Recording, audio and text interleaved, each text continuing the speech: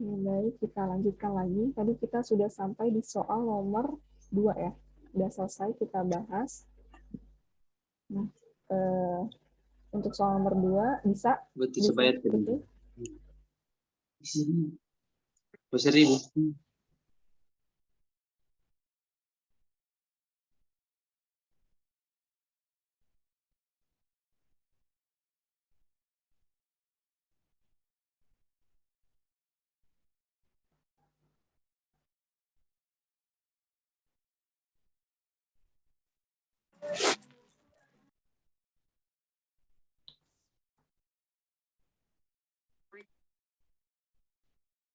Ya, bisa ya untuk soal nomor 2. Kalau belum ada yang ditanyakan, kita lanjut ke soal nomor 3 kalau gitu.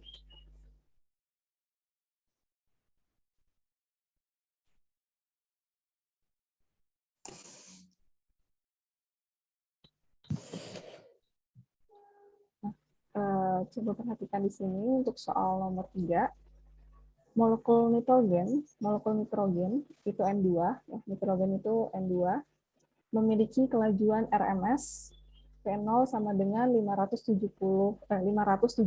meter per second pada suhu 300 Kelvin. Nah, di sini ada 3 nih yang mau dicari. Yang A itu hitunglah kelajuan RMS V1 molekul nitrogen pada suhu 20 derajat Celcius. Kemudian yang B, pada suhu berapa kelajuan RMS itu menjadi setengah dari nilai V1. Nah, C, pada suhu berapa kelajuan RMS menjadi dua kali dari nilai V1-nya, gitu ya. Coba pahami nggak nih, apa sih yang ditanya dari soal nomor 3 ini, gitu. Nah, coba kita uraikan dulu ya, diketahui dari soal nomor 3 ini. Nah, di sini kan diketahui kelajuan RMS V0 gitu ya. V0 itu sama dengan 517 meter per second. Suhunya itu suhu T0 juga. T0-nya sama dengan 300 Kelvin. Nah, yang ditanyakan apa?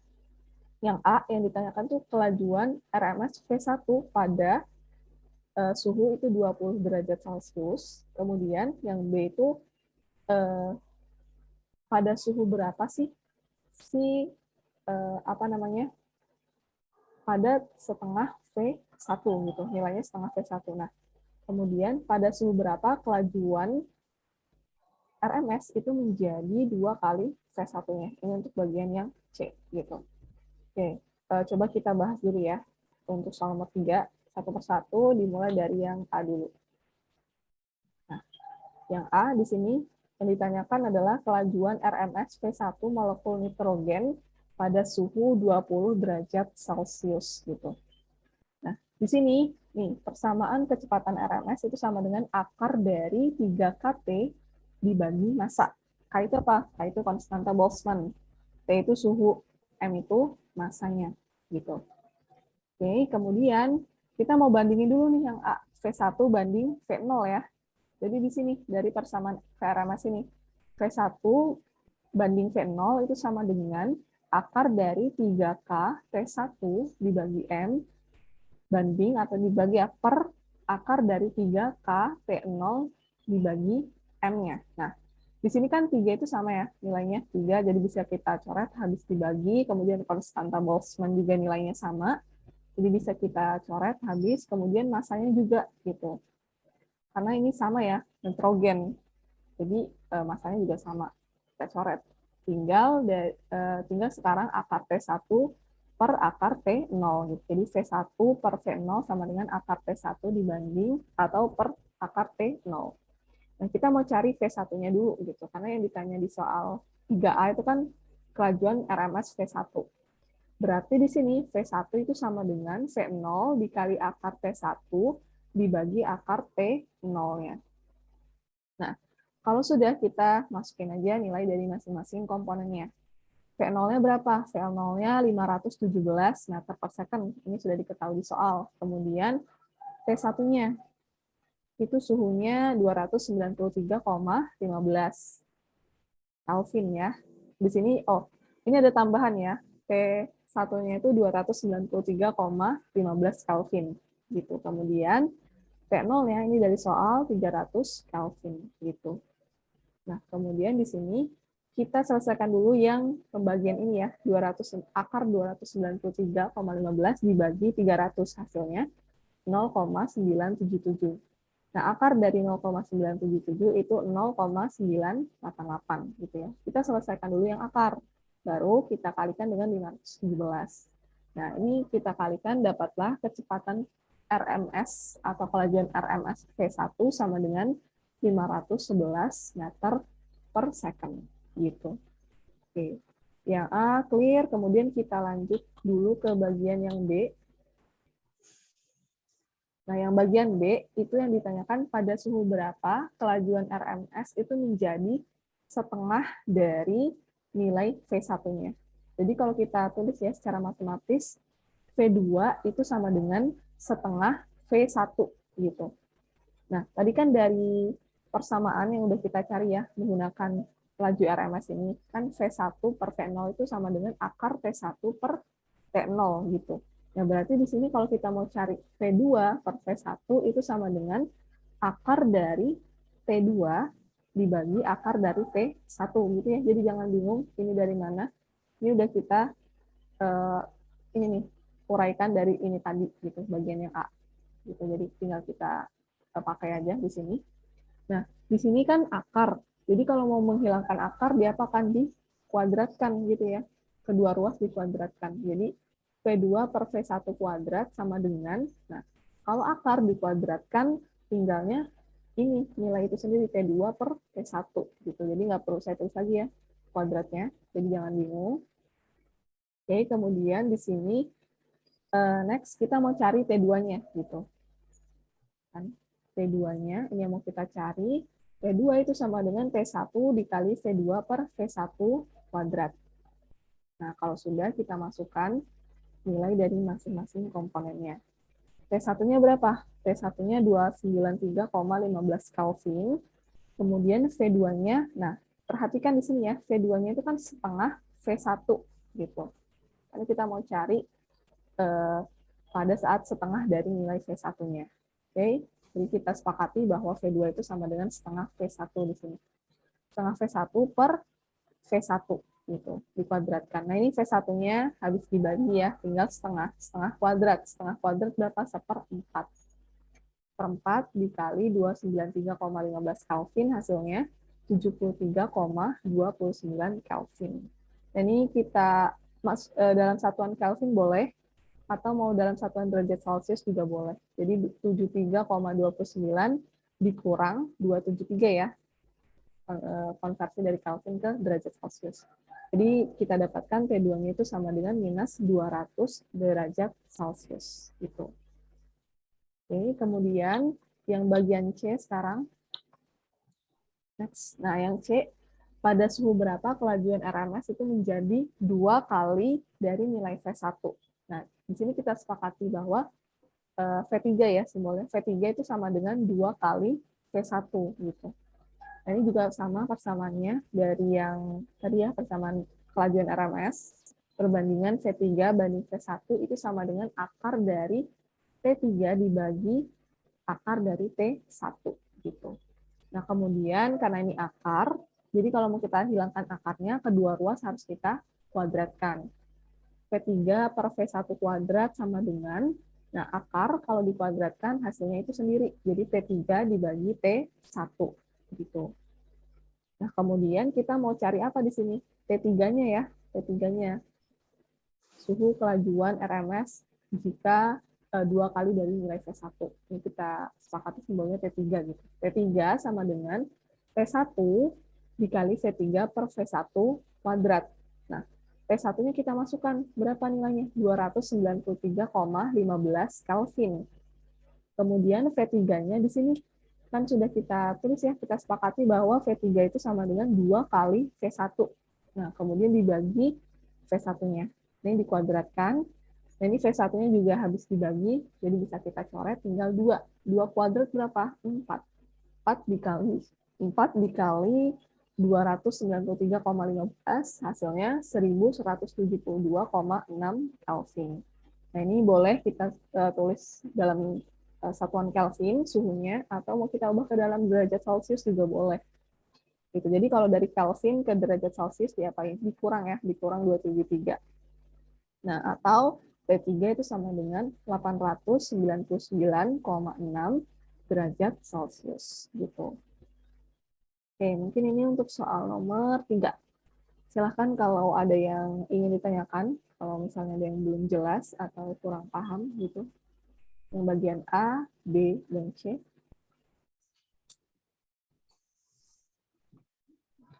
Kak, boleh balik ke slide soal nggak, Kak? Soal Iya, Kak, soal nomor 3. ini. Makasih, Kak. Kalau yang lain gimana? Bisa mengikuti nggak untuk soal nomor 3? Bisa, Kak. Oke, sip. Yang lain gimana? Bisa, Kak. Bisa, Kak. Bisa, Kak. Bisa, Kak. Oke, good. Bisa ya. Jadi masih cukup mudah nih untuk soal nomor 3 dan cukup jelas juga. Nih, kalau gitu kita lanjut ke soal nomor 4 kalau belum ada yang ditanyakan.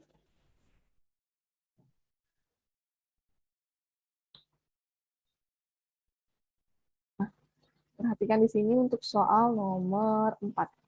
Nah, kita lihat ya soalnya. 1 mol dari sebuah atom gas ideal berpindah dari A ke C sepanjang jalur diagonal pada gambar berikut. Nah, ini gambarnya. Yang kalau kita lihat gambarnya di sini, yang sumbu X ya, yang horizontal, sumbu horizontal ini volume, kemudian yang sumbu vertikal ini pressure atau tekanan gitu. Nah, ini lintasan dari sebuah atom gas ideal gitu ya. Ini A ke B, kemudian ke C ya. Oke.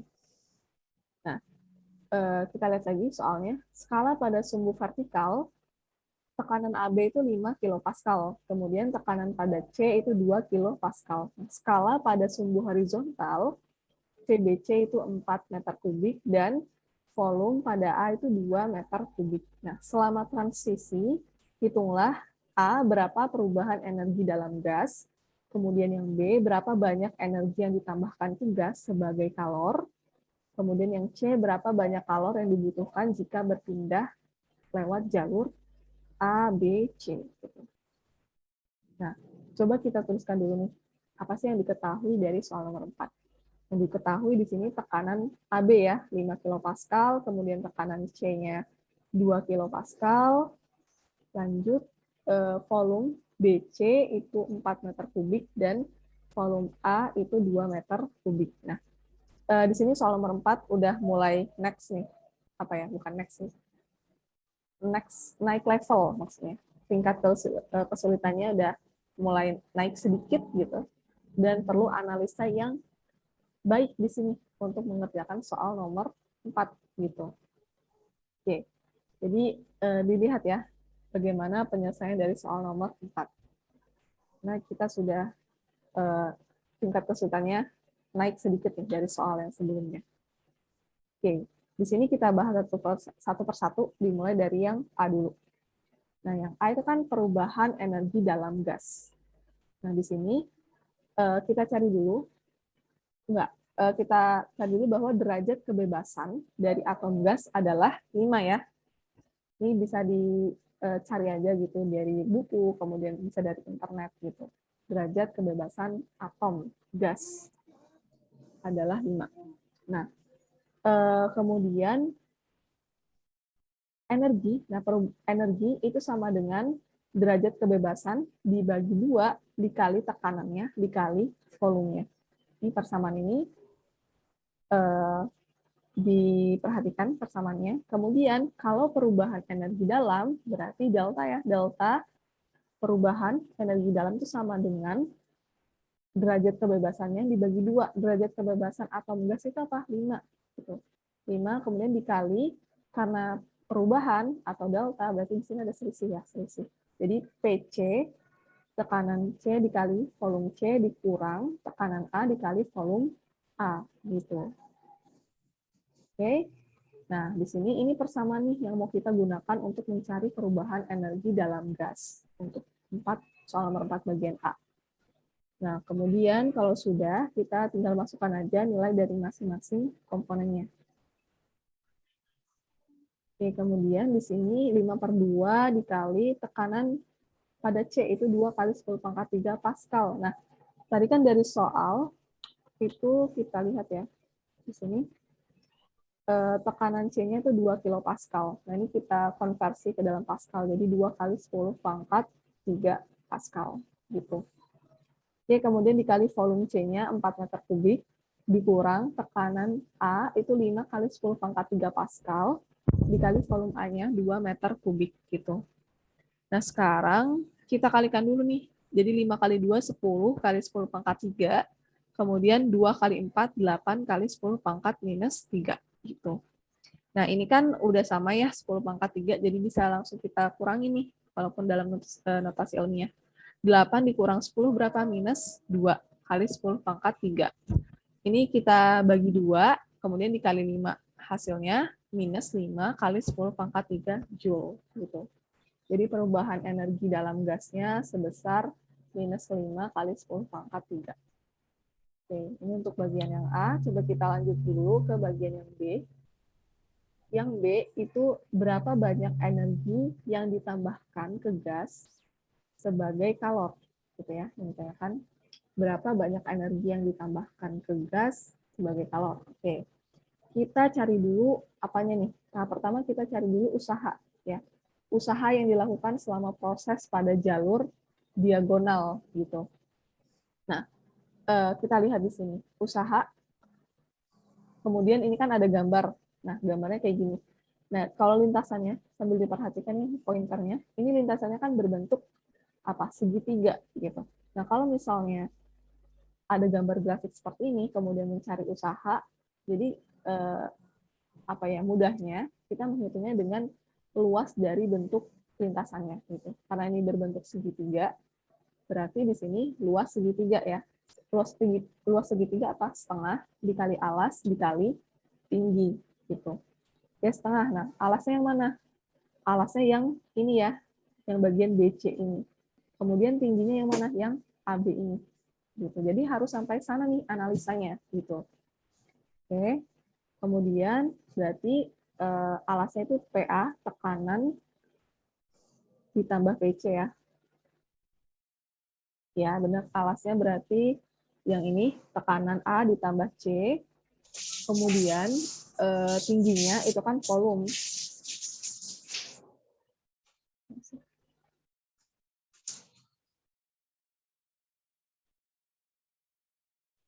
Nah, volume ya, berarti volume A dikurang volume BC. Atau volume C dikurang volume A gitu. Gitu. Oke, kemudian kalau sudah kita masukkan nih nilai dari masing-masing komponennya. Setengah, tekanan A 5 kali 10 pangkat 3 Pascal, ditambah tekanan C-nya 2 kali 10 pangkat 3 Pascal, kemudian volume C-nya itu 4 meter kubik, dan volume di A itu 2 meter kubik. Nah, 4 minus 2 itu 2, kemudian 5 kali 10 pangkat 3 ditambah 2 kali 10 pangkat 3 itu 7 ya, 7 kali 10 pangkat 3. Oke, ini dikali setengah. Ini bisa dicoret nih duanya. Tinggal sekarang usahanya dari A ke C itu 7 kali 10 pangkat 3 Joule. Gitu. Oke, kemudian kalau kita sudah nyari usahanya nih, kita sudah dapatkan usaha, sekarang kita bisa menghitung energinya. Energi yang ditambahkan sebagai kalor itu berarti perubahan energi dalamnya ditambah dengan usahanya. Gitu. Kan perubahan energi dalam tadi kita sudah dapatkan di bagian A. Nilainya minus 5 kali 10 pangkat 3 Joule. Kemudian ditambah usahanya itu 7 kali 10 pangkat 3 Joule. Ini kalau kita hitung 7 minus 5. Jadi 2 ya. 2 kali 10 pangkat 3 Joule. Untuk kalau energi yang ditambahkan sebagai kalor. Gitu. Kalor dari A ke C-nya. Nah ini untuk bagian yang B. Gitu. Next, kita lanjut dulu ke bagian C sekarang. Yang C apa yang ditanyakan? Yang C itu berapa banyak kalor yang dibutuhkan jika gas berpindah lewat jalur A, B, C, gitu ya. Nah, kita lihat di sini. perubahan energi dalam itu hanya bergantung pada keadaan awal dan akhirnya. Gitu. Artinya, perubahan energi dalam itu tetap mesti lewat jalur yang berbeda, gitu ya. Jadi kita cari dulu nih usahanya. Mau kita hitungkan usaha itu tekanan dikali volume. Mau kita hitung PAB dikali VA atau PC, tekanan di C dikali VC itu sama. Karena apa ya? Ini kan kita lihat perubahan energi dalam tuh tetap sama meski lewat jalur yang berbeda. Jadi kita pilih aja di sini tekanan AB itu dikali volume A-nya. Nah, tekanan AB berapa? 5 kali 10 pangkat 3 Pascal. Kemudian dikali volume A-nya itu 2 meter kubik. 5 kali 2 berapa? 10 kali 10 pangkat 3 Joule ya. Satuan usaha itu Joule. Oke, kemudian sehingga kalornya di sini ya, kalor ABC itu sama dengan perubahan energi dalam ditambah dengan usahanya gitu. Nah, di sini perubahan energi dalam sudah kita cari di bagian A tadi minus 5 kali 10 pangkat 3 Pascal dan usahanya itu 10 kali 10 pangkat 3 Joule gitu. Nah, kita dapetin hasilnya 10 dikurang 5. Jadi 5 kali 10 pangkat 3 Joule gitu. Satuan kalor itu Joule. Oke. Ya, mungkin ini untuk soal nomor 4. Silahkan kalau ada yang ingin ditanyakan untuk soal nomor 4.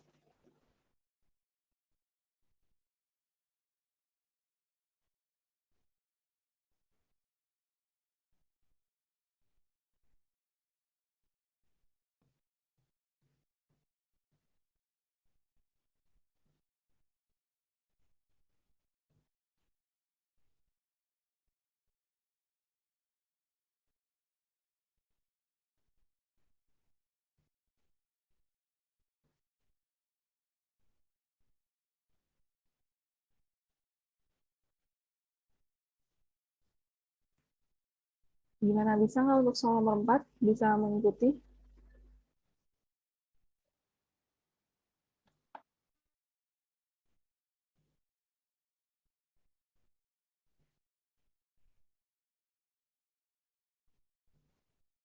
Gimana, masih ada yang bingung nggak untuk soal nomor 4?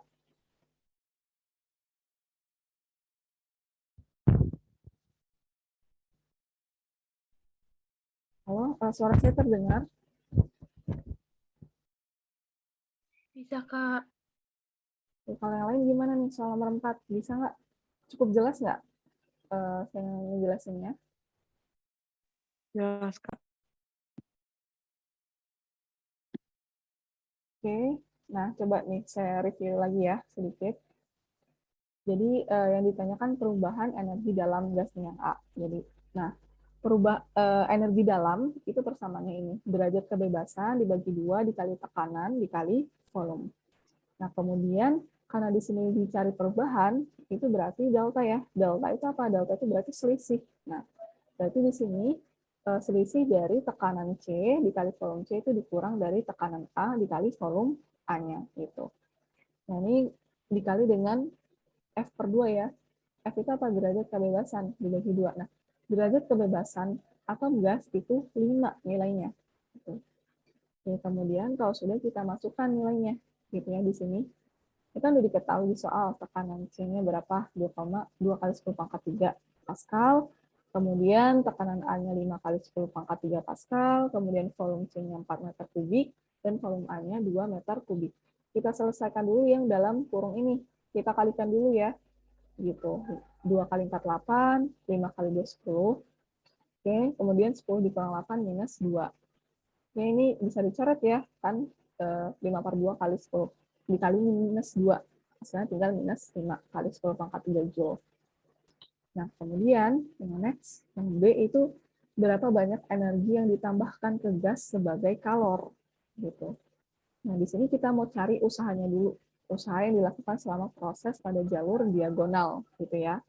Karena tadi itu bentuknya segitiga, berarti di sini kita menggunakan luas segitiga gitu untuk mencari usahanya. Luas segitiga apa? Setengah dikali alas dikali tinggi. Nah, bagian alasnya itu kan yang bagian BC ini, yaitu apa nilainya? Nilainya bukan yang volume ya, tapi tekanan gitu. Tekanan C C ditambah tekanan AB gitu.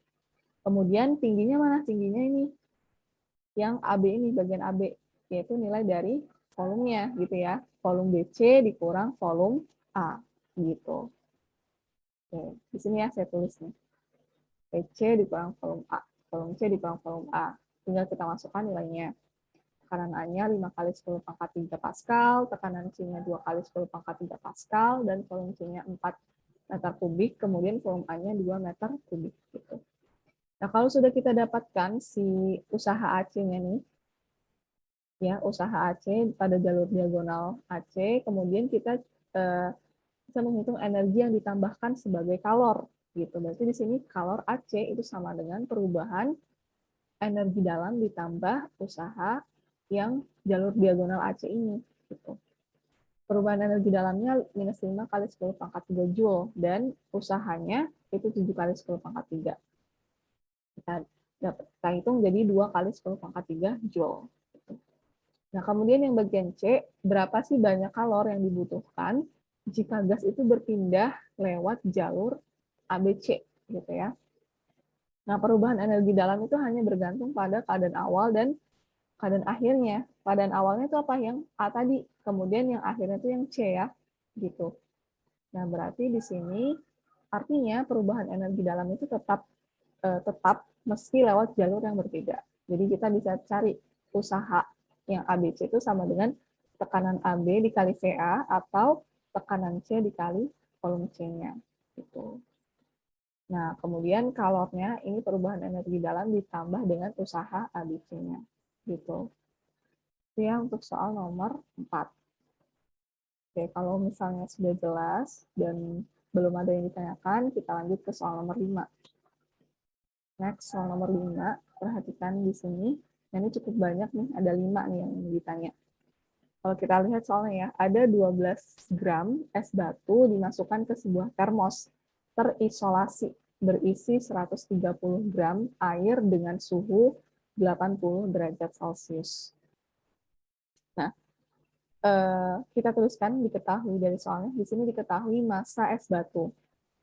Massa es batunya 12 gram, kemudian massa airnya itu 130 gram, dan yang ditanya suhunya itu 80 derajat Celcius. Oke, kita bahas, kemudian ini yang diketahui suhunya 80 derajat Celcius ya. Nah, coba kita bahas satu persatu nih, yang ditanya dari soal nomor 5. Dimulai dari yang A dulu. Yang A itu suhu kesetimbangan sistem. Ya, berapakah suhu kesetimbangan sistem? Nah, perhatikan di sini untuk soal nomor 5, bagaimana penyelesaiannya gitu ya, karena cukup banyak. Itunya di sini diikuti dengan baik. Nah, yang A suhu kesetimbangan sistem. Nah, di sini coba kita sepakati ya bahwa massa es batu itu M kecil simbolnya dan massa air itu M besar simbolnya. Nah, di sini total perubahan kalor dalam sistem adalah 0 gitu. Oke, karena kesetimbangan ya. Kemudian di sini kita uraikan lagi bahwa kalor LF ya, kalor beku air dikali massa es batunya ditambah kalor jenis es batu dikali TF dikurang suhu awalnya 0 derajat Celcius ditambah kalor jenis dari airnya, kemudian dikali TF dikurang suhu awal dari air itu 80 derajat Celcius sama dengan 0 gitu.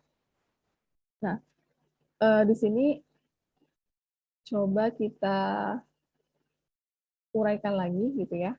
Jadi LF kalor beku air dikali M ditambah ini kalor jenis airnya dikali TF, jadi C kalor jenis air dikali TF minus 0 ya.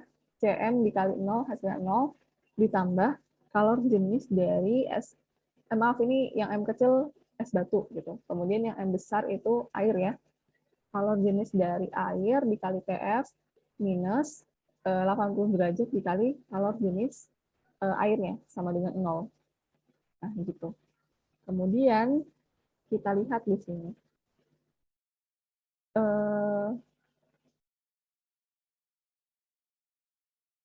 Oke, kita kumpulkan yang ada variabel TF-nya dan yang enggak gitu. Jadi yang ada variabel TF-nya di ruas sebelah kiri ya, ada ini kalor jenis dari es batunya dikali TF ini ya, ditambah dengan kalor jenis dari air dikali TF.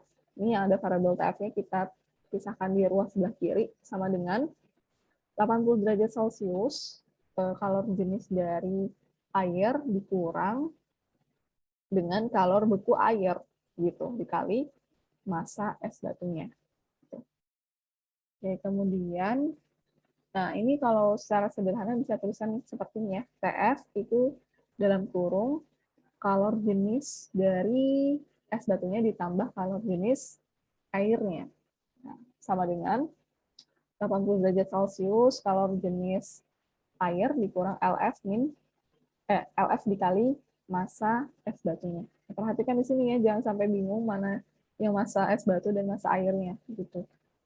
Nah, di sini kita mau cari si TF-nya ini gitu. Jadi TF sama dengan 80 derajat Celcius dikali kalor jenis dari airnya dikurang kalor beku air dikali massa dari es batu, oke, dibagi kalor jenis dari es batunya ditambah kalor jenis airnya gitu. Jadi benar-benar diikutin dari persamaannya ini. Gitu. Jadi jangan sampai kebalik-balik nih, mana yang buat es batu, mana buat yang massa airnya. Nah, kalau sudah kita masukkan nilainya, nilai komponennya, di sini 80 derajat Celcius, kemudian kalor jenis dari dari air ya, itu 4090 4190 Joule per kilogram derajat Celcius. Kemudian ini massa dari airnya ya, yang M besar 130 kali 10 pangkat minus 2 kg. Kemudian dikurang dengan kalor beku dari apa? Dari airnya. Kalor beku air 333 kali 10 pangkat 3 Joule per kilogram. Kemudian kita masukkan massa dari es batu 12 kali 10 pangkat minus 2 kg.